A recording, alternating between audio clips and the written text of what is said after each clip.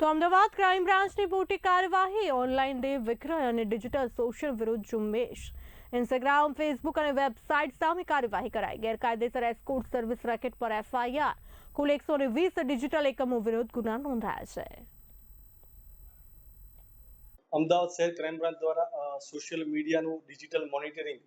છેલ્લા ઘણા સમયથી કરવામાં આવી રહેલું હતું, જેમાં ઓનલાઈન દેહ વિક્રય અને મહિલાઓના ડિજિટલ શોષણ વિરુદ્ધ અમદાવાદ સિટી ક્રાઇમ બ્રાન્ચે એક વ્યાપક ઝુંબેશ ધરવામાં આવી છે।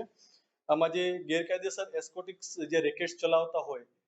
એવા અમે જે તપાસ દરમિયાન સોશિયલ મીડિયામાં જેમાં ઇન્સ્ટાગ્રામ છે, ટ્વિટર છે,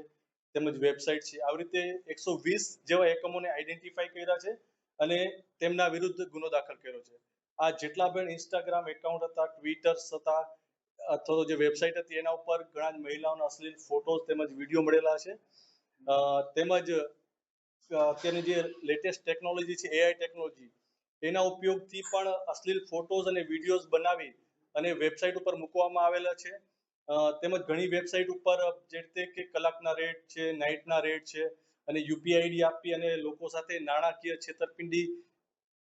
કરતા હોય એવી પણ માહિતી આ અમારી જે તપાસ છે એ દરમિયાન મળેલી છે